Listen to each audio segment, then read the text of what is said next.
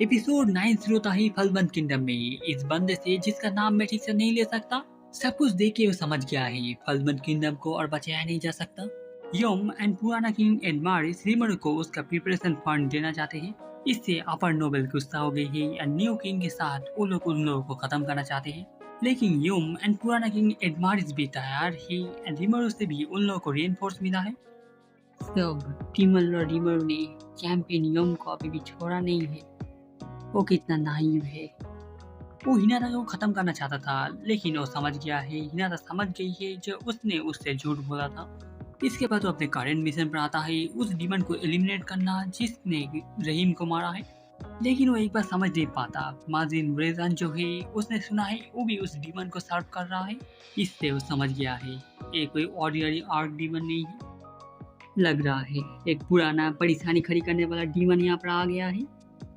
यहाँ पर कुछ नहीं हो सकता, हम लोग इस नेशन को छोड़ के जाने वाले हैं। उस मेट के पूछने के बाद जो वो लोग उन डीमन हंटर्स का क्या करेंगे जो वो लोग ईस्ट से ले आए। उसके बाद एक आइडिया आता है एंड न्यू किंग एडवन को एक गिफ्ट की तरह देना चाहता है। इस तरह से वो डीमन का प्रॉब्लम एडवन के ऊपर छोड़ना चाहता है। शायद मुझे नए राजा के लिए एक और तोहफा देना चाहिए। हम लोग एडमारिस की आर्मी को देखते हैं जहाँ पर 3 रूक्स भी होते हैं। वो सुनकर चिंतित था जो डीमन और यम के साइड ले रहा है, लेकिन 3 मास्टर रूक जीनियस को देखकर वो भी अब चिंतित नहीं है। एंड उसको ऑलरेडी न्यूज मिल चुका है जो हिनाटा डीमन और रिमर से लड़ने के लिए गई है, इसलिए वो अपने को लकी कहता है। आखिरी परेशानी थी एक कारण ढूंढना, यम के टेरिटरी में इन्फिल्ट्रेट करना अपने आर्मी के साथ, एंड जो ईस्टर्न मर्चेंट के रिक्वेस्ट की वजह से पूरा हो चुका है। एंड इसके साथ उसको मिला है एक स्पेशल डीमन हंटिंग टीम। इसके साथ उसके सारे परेशानी खत्म हो चुके हैं। इसके बाद वो बिल्कुल भी समय बर्बाद नहीं करता है एंड हमला करने के लिए सबको तैयार होने को कहता है। एंड वहाँ पर गास्टन खड़ा हुआ था, वो 5000 ट्रूप की जिम्मेदारी उसके ऊपर थाम देता है एंड उसके साथ यम के टेरिटरी निडोल में आगे बढ़ने को कहता है। इसके बाद सारिसा का आइडिया देती है जो उन्हें उसका राइट हैंड मैन गॉर्गरी को भी ले जाना चाहिए, क्योंकि फलबंद ने ऑलरेडी उनका बहुत सारा सोल्जर खो चुके हैं डिमल और रिमर की वजह से। ये सुनकर वो बहुत खुश होता है एंड इसके लिए वो पूरी तरह से शुक्रिया कहता है। हे सरा, तुम क्या सच में बता रही हो मुझे इन बच्चों का संभाल के रखना होगा? सिर्फ दिखाने के लिए। हम लोग का टारगेट वो डीमन है जिसने रहीम को मारा है। रूमर के मुताबिक वो डीमन यम के रिइंफोर्समेंट में है, इसलिए किसी ताकतवर को भेजकर वो लोग उस डीमन को बाहर निकालना चाहते हैं। एंड इसके बाद वो वापस आ जाने को कहता है जिससे वो तीनों साथ मिलकर उसका सामना कर पाए। वो भी इस प्लान को अच्छा कहता है। एंड इसके बाद वो लोग निकल जाते ही 5000 ट्रूप के साथ यम के टेरिटरी की तरफ। ग्रेंडा समझ गई है जो ड्रामाडोर यहाँ से पहले ही भाग चुका है, लेकिन उसने डीमन हंटर्स को भेजा है, इसलिए वो उन लोगों को सैक्रिफाइस के काम में इस्तेमाल करने के बारे में सोच रही है।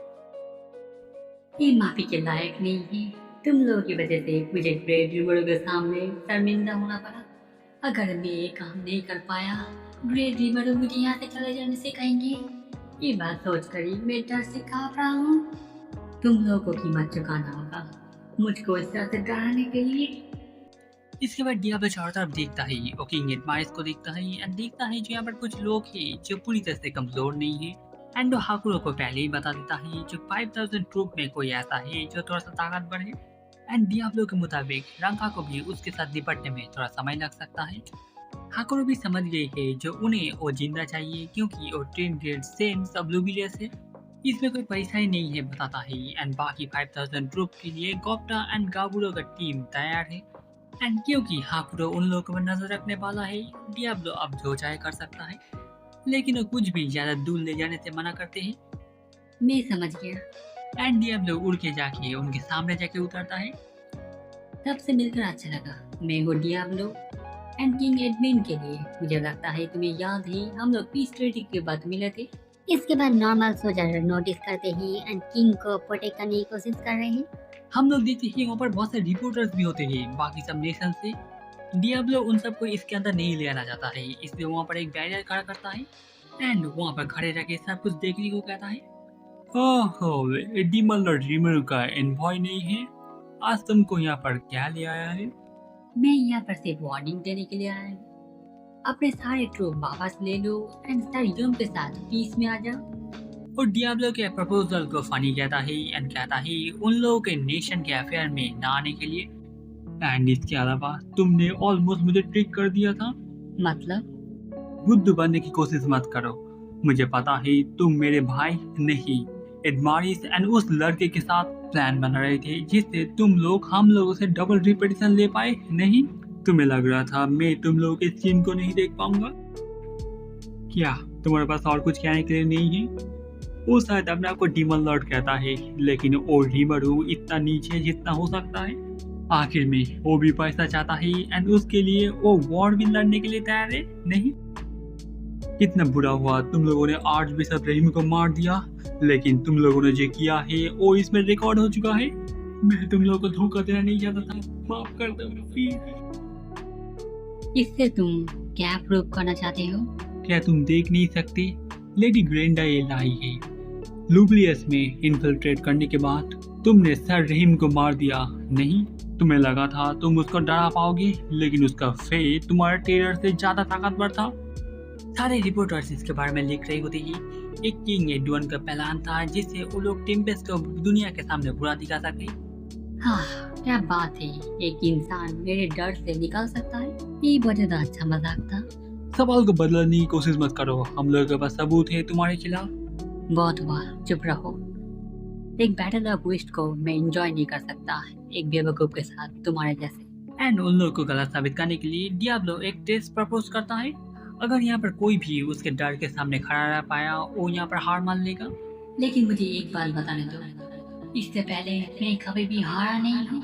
एंड अपने आप को तैयार कर लो कॉन्सिक्वेंसेस फेस करने के लिए तुमने जो पूरे टीम को कहा है। एंड किंग एडविन थोड़ा सा नर्वस हो गया होता है एंड वो जल्दी से सारे डीमन हंटर्स को बुलाता है। एंड वो लोग अपने ऊपर बहुत ज्यादा कॉन्फिडेंट होते हैं क्योंकि एक आर्ट डीमन उनके सामने कुछ भी नहीं है। उन लोगों ने बहुत सारों से हराया है एंड एंटी डीमन स्ट्रेटेजी में ईस्ट में पूरी तरह से रिसर्च हो चुका है। वो लोग डियाब्लो को बांध लेते हैं, लेकिन उसको कोई फर्क नहीं पड़ता। वो उन लोगों को मौका देता है पहला हमला करने के लिए, क्योंकि वो लोग सच में अच्छा कोशिश कर रहे हैं। इतने एरोगेंट होने के लिए वो लोग डियाब्लो बाद में रिग्रेट करेगा कहता है एंड वो लोग हमला करना शुरू करते हैं। सब लोग साथ मिलकर थंडरबोल्ट स्टार्ट करते ही हम लोग देखते ही आसमान में जाता है एंड एक बहुत बड़ा थंडरबोल्ट डियाब्लो के ऊपर डायरेक्ट गिरता है। ये एक पूरी तरह से नेचुरल अटैक है, इसमें कोई मैजिक नहीं है, इसलिए ये एक आर्क डीमन के बॉडी को भी पूरी तरह से धूल में बदल सकता है एंड बॉडी जाने के बाद एक डीमन कुछ भी नहीं कर सकता। ये देख के एडविन बहुत ज्यादा खुश होता है एंड उस मर्चेंट को वो और भी ज्यादा रिवॉर्ड देना चाहता है।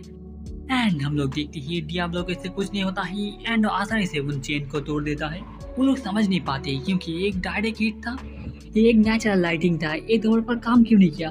मैं भी थोड़ा डिसअपॉइंट हूँ क्योंकि ये कमजोर था। डियाब्लो के पास एक स्ट्रॉन्ग रेजिस्टेंस है नेचुरल इन्फ्लुएंस का, इसलिए ये हमला काम नहीं आया। एंड इसके बाद वो अपना टेस्ट शुरू कर रहा है एंड शुरू होते ही हम लोग देखते हैं किंग एडविन एंड सारे नॉर्मल सोल्जर बेहोश हो जाते हैं। डीमन हंटर थोड़ी देर टिकते हैं, लेकिन वो लोग भी बेहोश हो जाते हैं। बाहर से रिपोर्टर समझ नहीं पा रहे हैं यहाँ पर चल कर रहा है। हम लोग देखते हैं डीमन हंटर्स का लीडर अभी भी खड़ा हुआ है। डियाब्लो अपना पावर रोक रहा था क्योंकि सब लोग को मारना नहीं चाहता है, लेकिन वो तब भी सरप्राइज होता है जो 3 लोग यहाँ पर खड़े रह पाए हैं। 2 बैटल स्टेज यहाँ पर होते हैं, ये देखकर उस हंटर को भी थोड़ा हिम्मत मिलता है। डियाब्लो भी उन तीनों की तारीफ करता है थोड़ा सा। एंड इस बार डियाब्लो जो इस्तेमाल कर रहा था वो असल में था लॉर्ड एम्बिशन, लेकिन वो डीमन हंटर मजाक करता है क्योंकि वो ऐसा नहीं कर सकता है। सिर्फ डीमन लॉर्ड क्लास मॉन्स्टर ही लॉर्ड एम्बिशन इस्तेमाल कर सकते हैं। एंड क्योंकि आर्च डीमन एक डीमन का फाइनल एवोल्यूशन है, इसलिए वो लोग कभी भी एक डीमन लॉर्ड पे नहीं बदल सकते। डियाब्लो मानता है जो डीमंस में एक लिमिट है, लेकिन अब तब भी वो लोग एक नेक्स्ट लेवल पे इवॉल्व हो सकते हैं। मुझे लगता है तुम्हें पहले से इसके बारे में पता है। एक डीमन लॉर्ड जो जाना जाता है रेड के नाम से, एंड डीमन लॉर्ड का रिक्वायरमेंट पूरा करना बहुत ज्यादा आसान है। हम लोगों के मैक्सिमम पावर में पहुंचने के बाद सिर्फ 2000 सालों तक इंतजार करना होता है। और शायद व्हाइट, उसके बारे में तुम जानते हो, ईस्ट में मैंने सुना है वो बहुत ज्यादा फेमस है।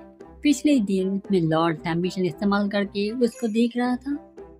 वो और कुछ समझ नहीं पा रहा है क्योंकि कैसे एक लो rank demon red and white को उसके नाम से बुला पा रहा है। एंड वो समझ गया होता है वो समझ गया है कि वो कभी भी जीत नहीं सकता है एंड माफी मांग रहा है। एंड उसके जिंदगी के बदले में वो कुछ भी करने के लिए तैयार है।